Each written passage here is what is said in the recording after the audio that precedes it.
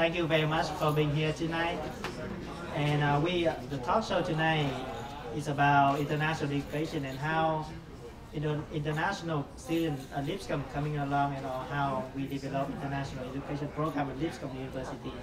And the purpose of the talk show tonight is to talk about international education program at Lipscomb for sure. And I have with me today Tamby from Madagascar, a former graduate student from Lipscomb University, and Dr. Jim Lee Thomas, the executive assistant to the president office at Lipscomb University. Thank you guys for being here tonight. Thank you. Well, thank you. Happy to be here. Good to be here. Yeah, and let me start with Tamby first.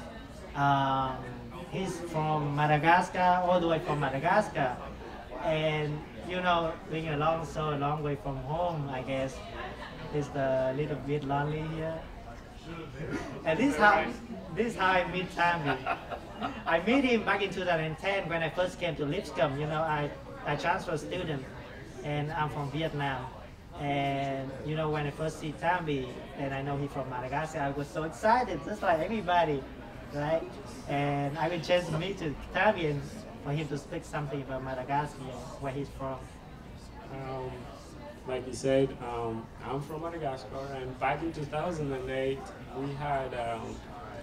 we had a program. It was about 25 students that came to Lipscomb back in 2008, and to start our college life here. And I remember back then I was like 17, and I was just telling him I didn't have a beard back then. But, we started to grow it a little bit, But then, back then, that's when I also started to meet Dr. Jim over here, who's been a great help to us as Malagasy students, and also has been a new member of our family since then.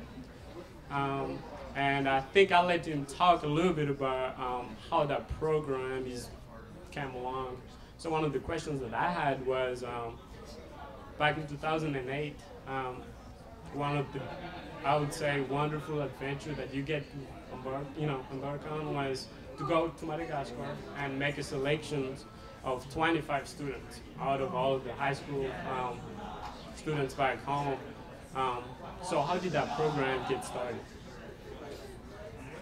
It was actually due to World Christian Broadcasting that is located down in Brentwood. And I got a call from Charles Caudle one day who said the ambassador from Madagascar is going to be here in Nashville, and that he was going to be looking around Nashville, and they thought it might be nice for him to come to Lipscomb, and would someone give him a tour? And I said, yeah, I'll be happy to. And so we went on a tour. The ambassador was very gracious. He also had a gentleman from Abilene with him named Earl Young. Earl Young, boy, I was so deeply impressed with Earl. Earl was in the Olympics in 1960 and won a gold medal. And so I was excited about getting to meet the ambassador and getting to meet a gold medalist there, and Earl and I became friends. And so the ambassador and I went on a tour, and we went around, and he was a little quiet. He was very official, and I'm rather playful and having a good time and laughing and cutting up, and I thought the man needs to relax a little bit. And he, at the end of the tour, he said, if I were to bring the president of Madagascar here to the States, would you give him the same tour that you just gave me? And I said, no, I wouldn't. And he said, you wouldn't? I said, no, I'd give him a much better tour. And the ambassador smiled for just a second, and I thought, okay, we're gonna be fine. And he ultimately brought the president over here. And during that meeting on campus, the president leaned over to President Lowry and said, I want to meet with you privately. And Dr. Lowry said, okay, and he grabbed me by the arm and he said, I want you to go with me. And I said, all right. So I went into the room with him, and the president said, I'd like to bring 25 students from Madagascar to attend here at Lipscomb. Would you be interested in doing that? And we said, absolutely, absolutely we would. And that's how the program started, right there. Thank you, Dr. Jim Thomas. So one of my memory about Malagasy student, of course, is from Tamby. because you know when I first came to Lipscomb, and when I first heard about Madagascar, everything I can recall is the animation Madagascar. Like, you remember one of the remember one of the song like I like to move it, move it. You like to move it, move it. We like to move it. I like to move it, move it. You like to move it, move it. We like to move it. Here we go. So, Tammy, please tell me something about Madagascar. And let's say, what's your favorite food back home? How's Madagascar look like? Okay, I like how you guys know the song. And by the way, we got some real people just like me. Okay, so it's not just animals. And by the way, they didn't show you on the movie. We don't have lions. That's a lie. And we don't have no penguins. You see, no penguins. So you know, if you want to watch a movie, sometimes watch a better one. You know, not real life. So a little bit about Madagascar. When you think about Madagascar, it was back in 2008 when a lot of people came to me and tried to ask me, okay, what's Madagascar is all about. So I was kind of struggling on how I'm going to describe it to them, and one of them was actually Elizabeth. And when I try to describe it, if you look at your left foot, just look at it. That's basically what Madagascar looks like. Okay, it is. If you look on Google, go on Google Map and look at it. That's what it looks like, right? Except it's on the east coast of Africa, and one of the very fascinating things that I'm kind of proud of is that 80% of the animals all over the world, we're like the only country that has it. So it's good for tourism. If you want to come over, just let me know. And also, we eat rice 3 times a day. So and that's I think Dr. Jim enjoyed a lot of that stuff when he was back home. And also, what you need to know is that we only have 2 seasons, rainy and dry.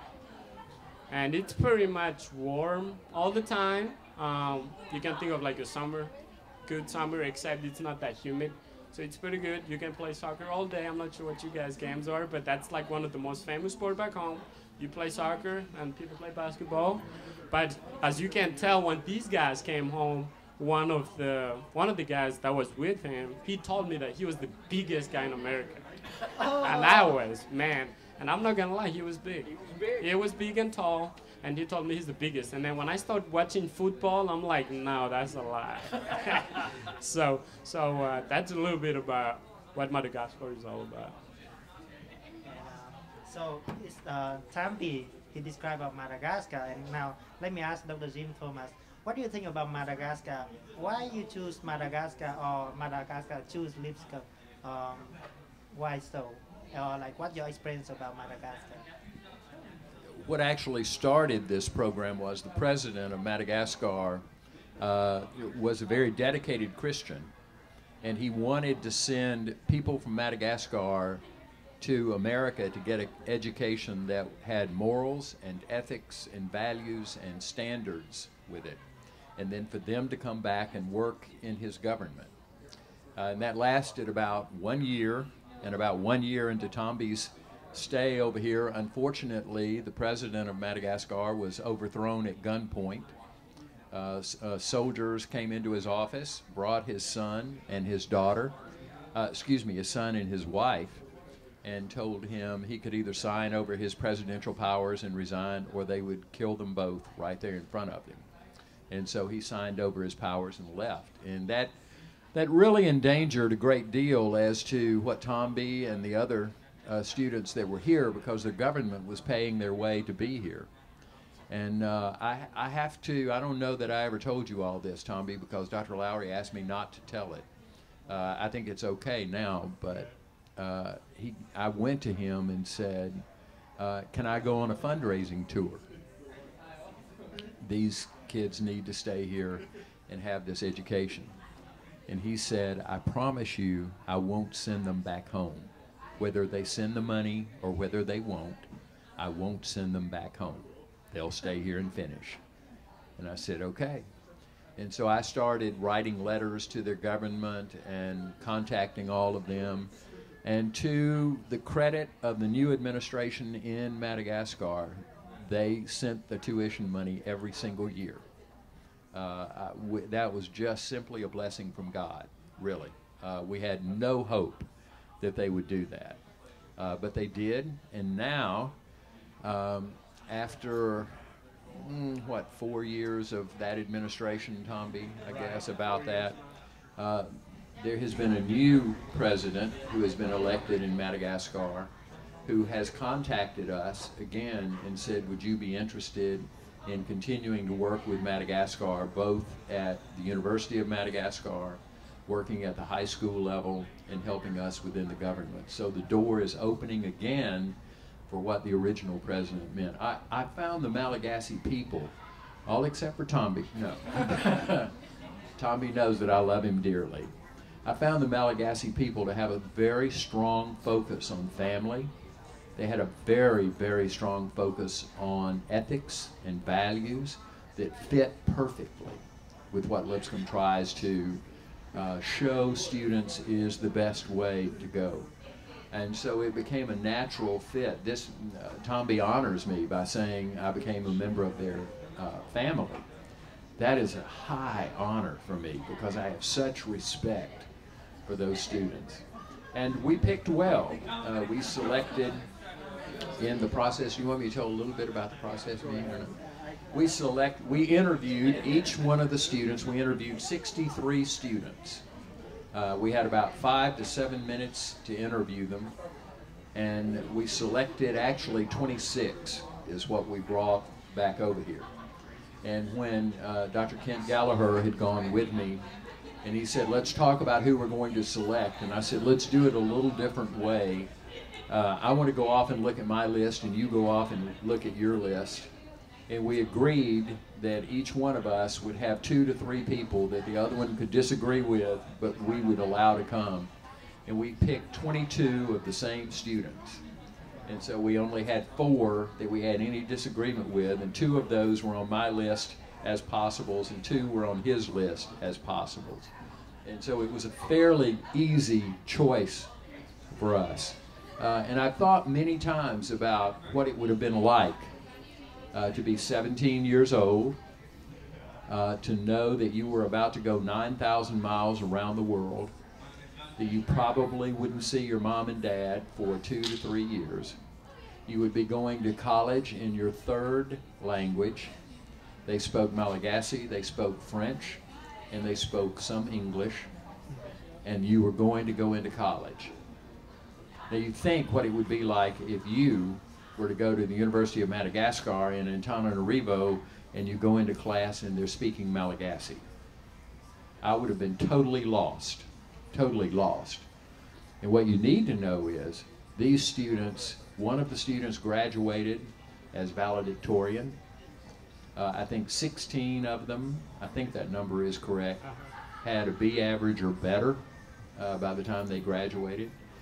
Phenomenal group of students that added such richness to our campus, and we think we added richness to their lives also. It was a great, great process. Yeah. So that is about Lipscomb part, and now I want to hear a little bit about Malagasy students. And what do you think, Tamby, when you let's say when you take a test to go to Lipscomb, to be selected to Lipscomb, and when you go through interviews process, what do you think? What do you have in mind? Okay. Like Dr. Jim Thomas was talking about, we do speak 2 languages back home, and that is Malagasy and that is French.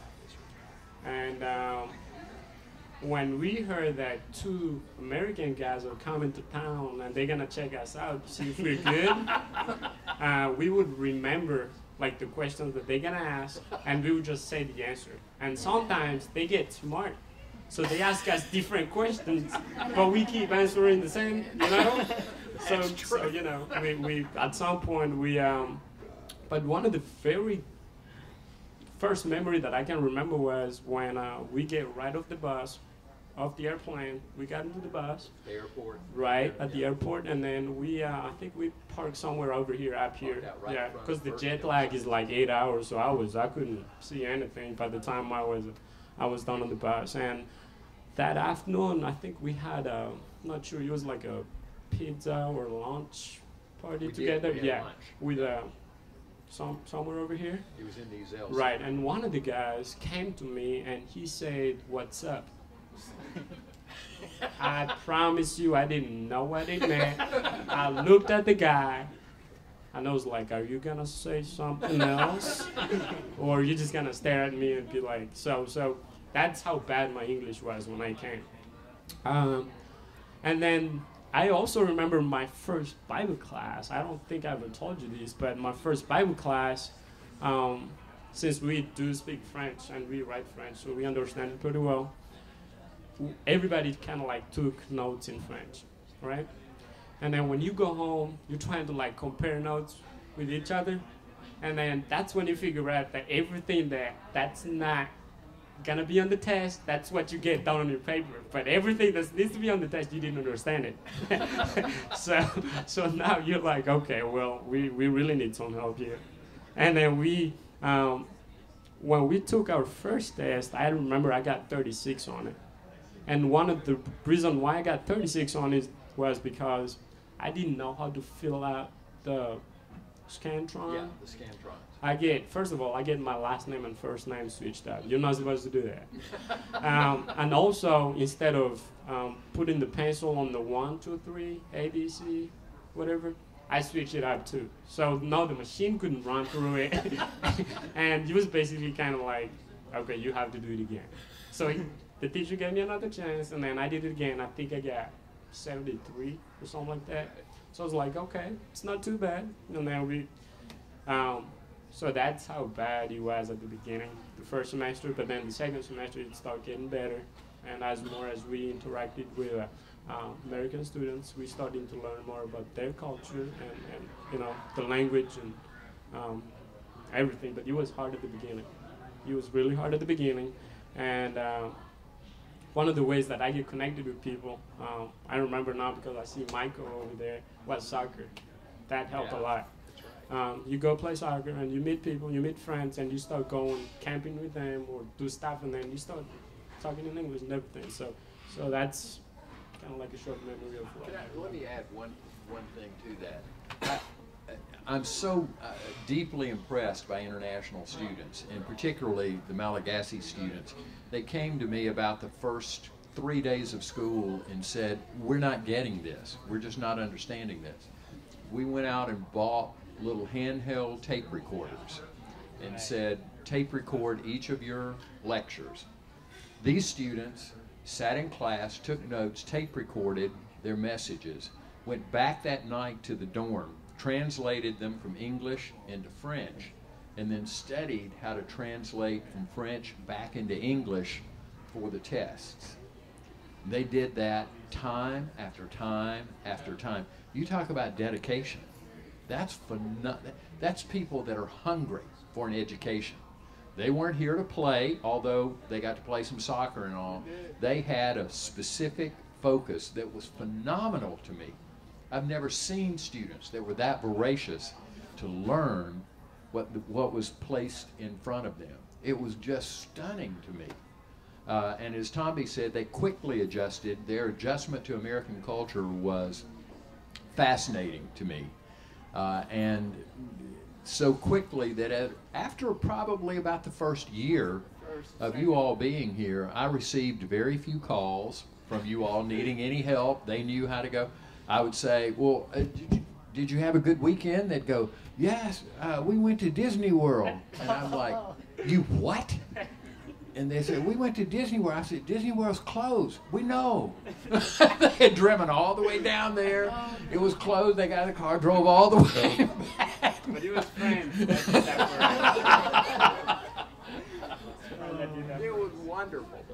Man, that I cannot imagine. Like, you've been so far away from home and you don't know a lot of English when you get here, and then you adjust to the university level. That's really amazing to me. And let me ask Dr. Thomas, may you share with us, now Malagasy students are here, could you share some of your experience or some of your memory about they being here after like 2 years? Like you have something that you still remember or like still think that is funny or something that happened. It must be something that happened during the 4 years being here, right? Let Tamby go ahead and Yeah, say first. I just wanted to add something to it. If you guys don't know, when we came in 2008, Lipscomb has done a great job of assigning host families to all of the Malagasy students. And he was, like I said, he's not just the father of 26 students, but he particularly took one of the students with Dr. Jim and his family. And I think she's still doing an MBA program here now. About to graduate. Yeah, she's about to graduate with a master's. And so that helped us in developing relationships and learning English and all that stuff. But so that would be one of the memories that I think that you can remember very easily. There were so many people that stepped up within the Nashville community to help the students. One of the students dislocated his shoulder Right. playing basketball. And I'm trying to remember, Tamby, if you were playing with him that night or not, because he said, I said, how did this happen? He called me on the phone. He said, Dr. Jim, I've dislocated my shoulder and I have to go to the hospital. And I said, he said, will you take me? And I said, I got a couple of questions for you first. And I shouldn't have been trying to be funny, but he was hurting so badly. I said, what were you doing? He said, I was playing basketball. I said, okay, you went up to make a basket? He said, yes. I said, okay, I have one question. Did you make the basket? He said, yes, I did. I said, okay, I'll take you to the hospital. He said, would you not take me? I said, well, we'll never know. And so, but he dislocated it 2 more times and wound up having to have surgery to have it done. And I will always be so deeply appreciative to Dr. Burton Elrod. Dr. Elrod does all the orthopedic work for the Tennessee Titans. And Dr. Elrod came in and said, I need to see this young man. His wife had known of him. And he came in and did all the surgery, took care of the anesthesiologist, the hospital, and his bill, and said, just see this boy gets a good education. And we had people like that all over this community who stepped up to say it's important that we support these students while they're here. That's a phenomenal memory for me. And that happened time and time again with students who became ill here and how the community stepped up. But Tamby mentioned the host families. The ties with the host families that were here are so strong even to this day. You know, Haraboni and I still stay in contact with each other even after all this time. It's phenomenal, the Lipscomb community and how they support international students. That's been a great process. Well, speaking about basketball, I love basketball, and today we have 2 former basketball students with us, and they are here. And thank you for being here. I appreciate that. So let me ask you one question. I think I should pass to Tamby first. Why do you think international students should choose Lipscomb, or what program does Lipscomb provide for international students? Do you think that?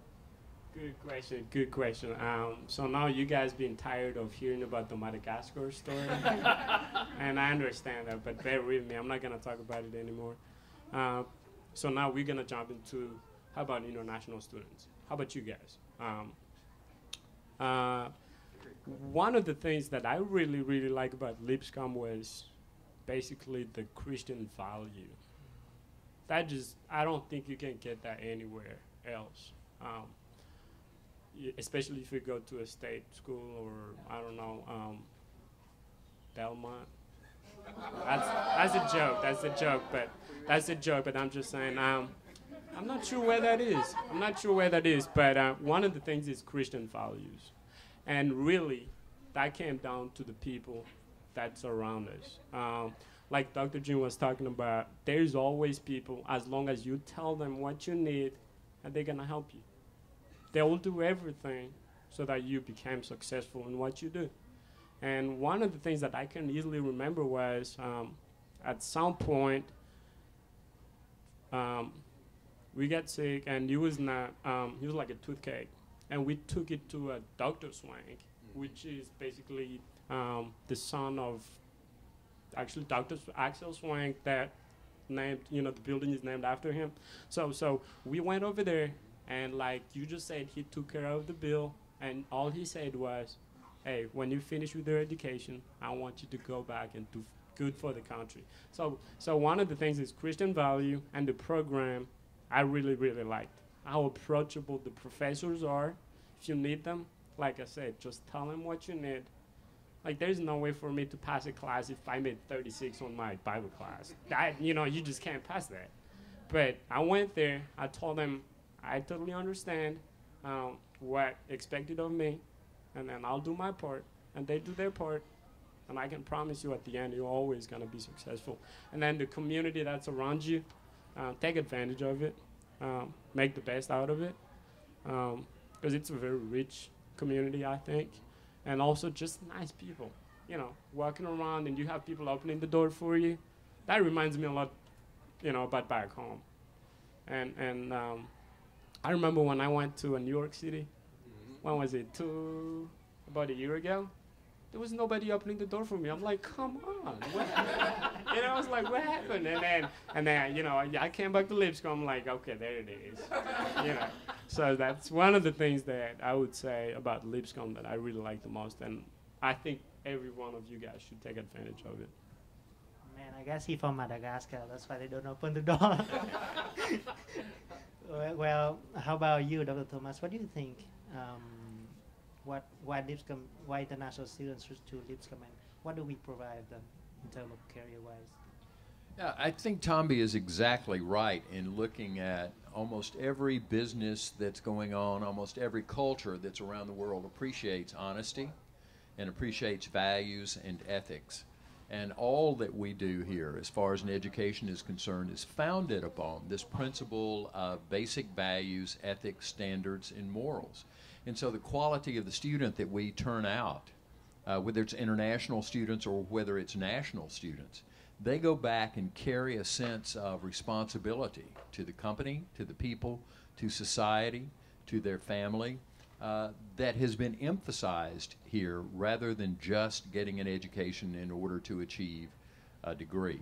And so for international students, I remember asking one of the students after he graduated, I said, tell me a little bit about how you felt knowing that you might not go home for 4 years, that you would be coming to a country that you didn't know. How did you make the decision, I think I want to do that? And he said to me, how could I not do that? It's the dream, according to him, Tamby. He said, it is the dream of every Malagasy student to come to America to get an education. That's true. The credibility is already built in, so that works. And that's known around the country. Right now, I'm working with 3 different countries. I'm working with China, I'm working with Korea, and working again with Madagascar to look at bringing students back over here to America, because they have come to us and said, will you help us? They recognize the value that comes from not just getting a good education, and we do. I don't need to tell you about the educational quality.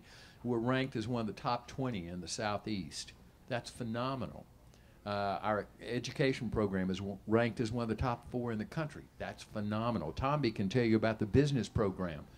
If Dr. Lowry were here, he would tell you a story. I was in the presence of the man who said it, who is president of one of the major healthcare companies here in the United States, and he said, I will hire every Lipscomb student you send to me because I can trust them. I'm like, wow. So I think there's something that's added that crosses cultural lines, that says we're in this because we're dedicated to principles, not just to getting an education. I just wanted to add a little bit. When he was talking about the healthcare companies, and I don't know what class you guys in, or you're like a junior, I don't know, sophomore, senior. But maybe at some point you'd be looking for a job or an internship.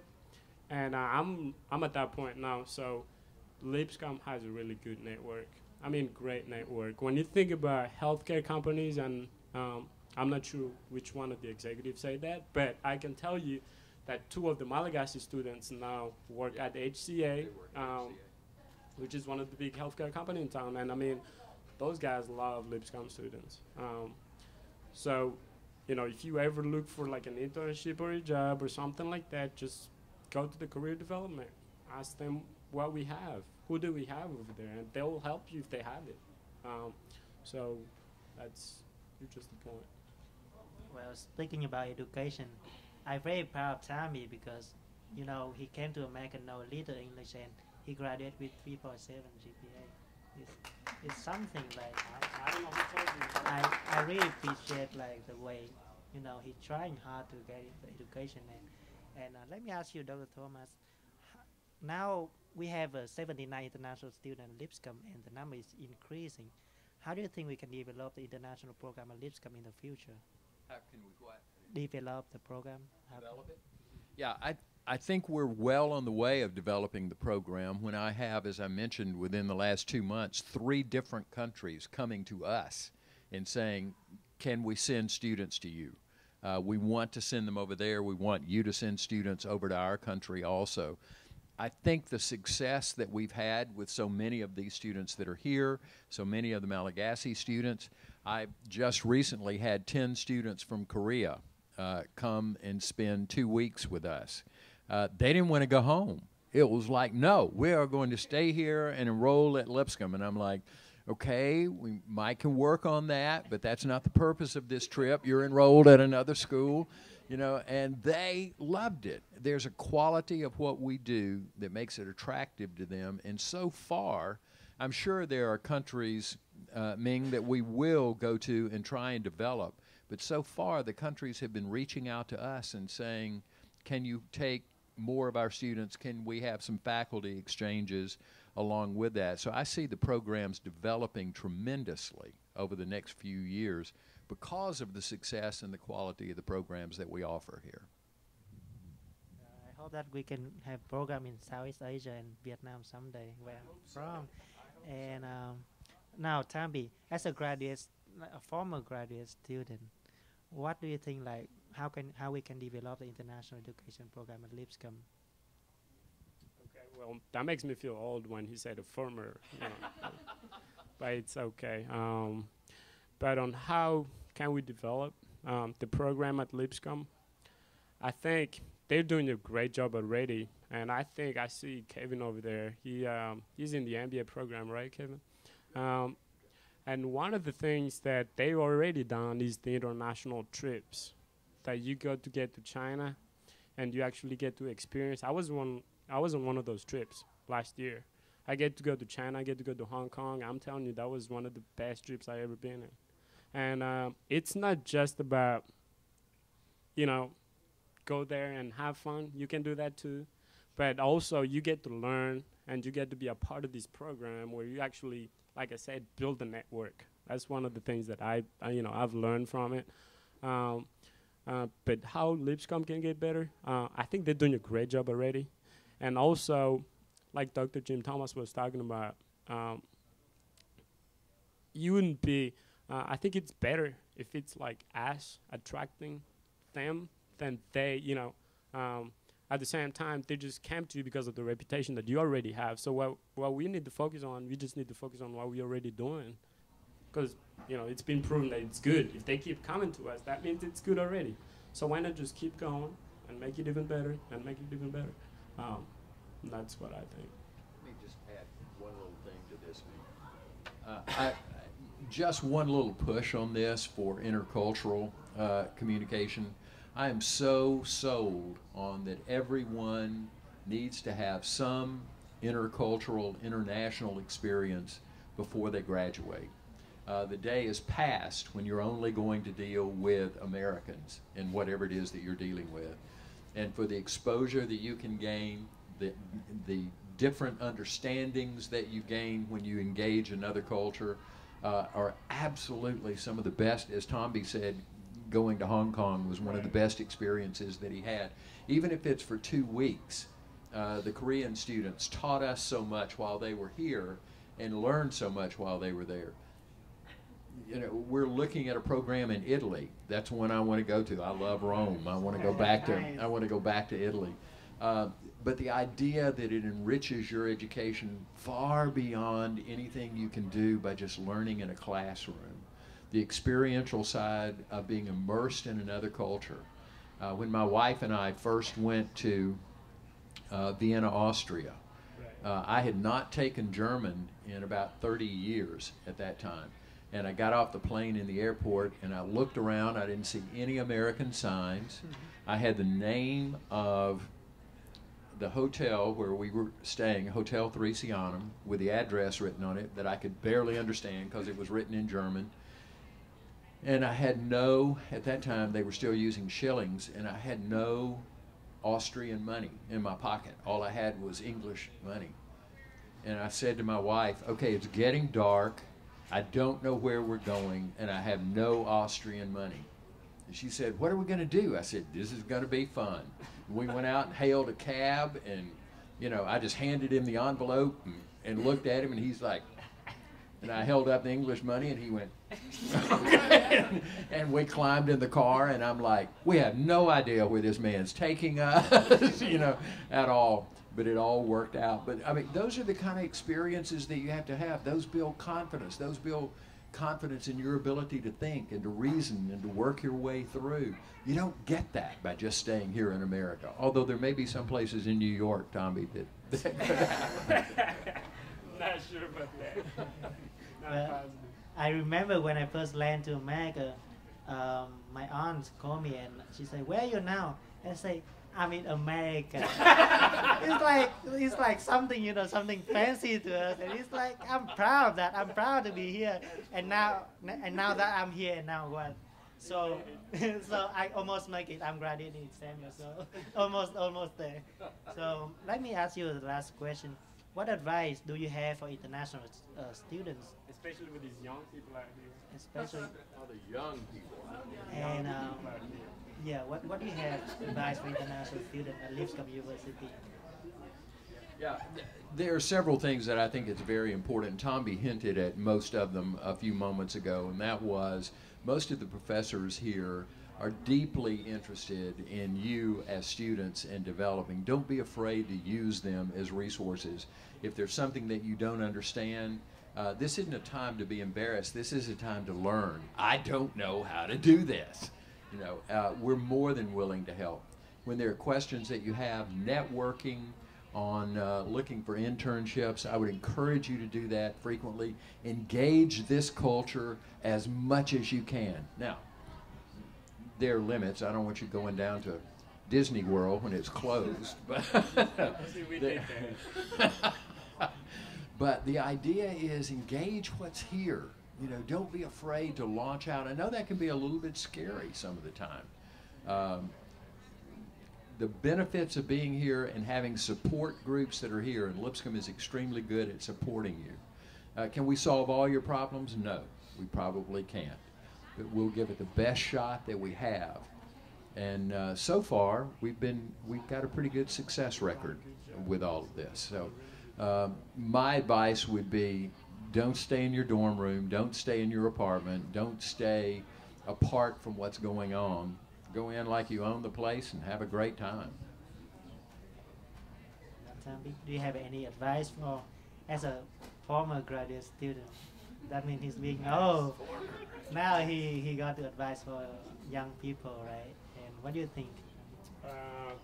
I think Dr. Jim, I've said it all. But all I can think about is that when I was a student here, I was a little bit scared of reaching out to people, just because they're different. They were different than I was, and they behave differently than I did. But the worst answer they can give you is no. I can't do that for you. And you know what? When they say that, you've done your part. That's up to them. If you ask them, can I get this, or what kind of network do we have at this company? If you ask that question and they say no, well, that's the best you can do. So just kind of push you through the line and just ask those questions and don't hesitate. They're not going to do anything for you. You know, the last thing they want to do is hurt you. So why not just go ahead and push it? And I wish I did that when I was a sophomore, junior, senior. I kind of started late, so don't be like me. Let me add one other thing on this. I do think this is very important, and I've learned this from experience, and that is don't be afraid to make mistakes. I made some big ones. I mean, I was so totally embarrassed when I was working with some of the president's officials in Madagascar. I didn't have time to study the culture before I went over there, and so I went in, you know, just thinking like an American, and I made a tremendous error by the press was waiting outside of the president's office. The president was not in there, but we were in there negotiating. The press was waiting outside, and they opened the doors, and Dr. Audrey Sue, who was working as our translator there, she was standing next to me, and they said, all right, y'all need to go out and talk to the press. And I looked at Dr. Audrey Sue, and I said, please go ahead. And her eyes got huge, and she looked at me. I said, no, it's okay, go ahead. And she walked out first, and I turned around to the president's chief of staff, and he was beet red. Oh, I knew I had done something terribly wrong. And we closed the door. I closed the door back and looked at him and said, I have no idea what I've done, but it's obvious I have offended you tremendously. And so I want to apologize immediately for whatever I did. I don't know what I did wrong, but I apologize. And he just looked at me, and I said, is it because I asked Dr. Audrey Sue to walk out first? And he said, yes. And it didn't occur to me, the press were out there, and he's the leader of that, and he should have walked out first. And I said, I do apologize. In America, the lady would always walk out first. And he went, and you are not in America. I said, and you are absolutely right, and all I can ask is for your forgiveness. And he looked at me, and he went, oh, it's okay, Jim, come here. And he grabbed me, and he gave me a big hug. But, you know, for just a moment, the whole negotiation was in limbo. I mean, he had a right to say, we're done, and we would have selected no students. But he was as gracious. I made a huge mistake, admitting that mistake and saying, I'm sorry. And he was gracious enough to say, it's okay, and remained a good friend of mine for a long time. Yeah, thank you for the answer. Now, I think the time is up, but do we have time for 3 questions from the audience? Sure, okay. sure. So we have time for 3 questions. Somebody going to ask him a question, or Tamby, or No Dr. questions about Madagascar, the movie. Not about Not the movie. No. Okay, so. Are there any plans of like getting more kids from Africa, like Nigeria or something?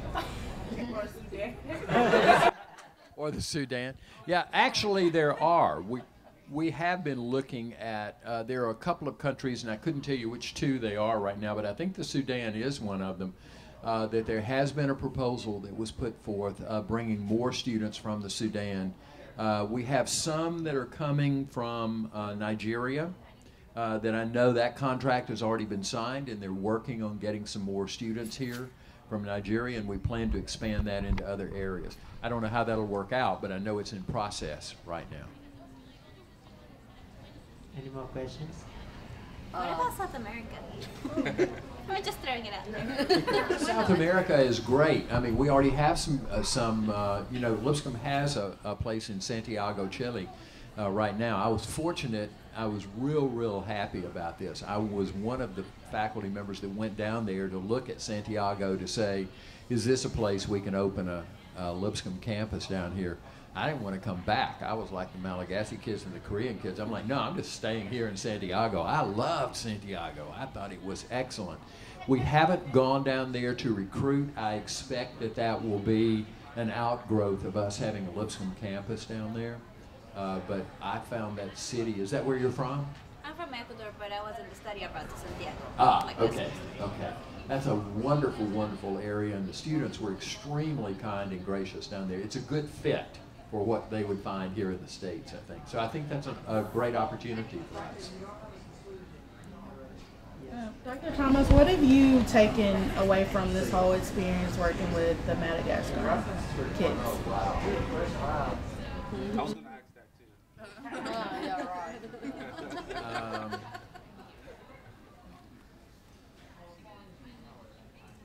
right. There are so many factors that I've taken away, but I think what I took away the most is that the kindness of individuals and the love of individuals of like mind spreads around the world. It's not confined to any one area. I truly, truly fell in love with every one of those kids. When they hurt, I hurt. When they needed help, I wanted to be the one that was there. They became literally my children for 5 years there. Those relationships will never die anymore. I have 2 children, my wife and I have 2 children, just the same as they'll be my children for life. Tamby and his friends will be my children for life. I will follow them and support them and help them. To find that kind of attachment in another culture was very surprising to me. The kindness, the love, the personal relationships that we developed so quickly. I saw the same thing with the 10 Korean students that came here. I mean, we stood right out here when they were getting on the bus, getting ready to get on the bus, and we all cried, even having been here 2 weeks, because there was such a closeness that we developed. You can't get that richness without investing in other people's lives. And we all invested in each other when they were here. I'll always remember that. Thank you so much for the gentleness, Tammy, for being here with us tonight. And we had a good time, and I hope Lipscomb International Student Education Program will develop even more in the future. And for the students who want to go to Lipscomb, we welcome you. And we wish you all the best for your study in the future. Thank you.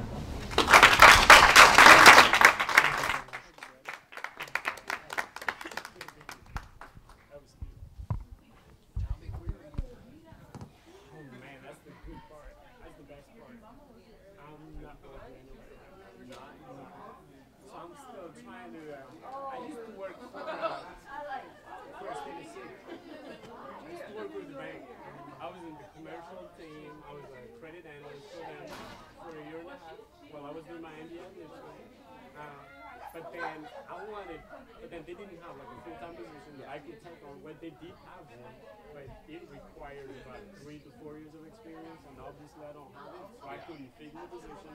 And they were being really nice to me. They gave me some time to like look for something else until, yeah.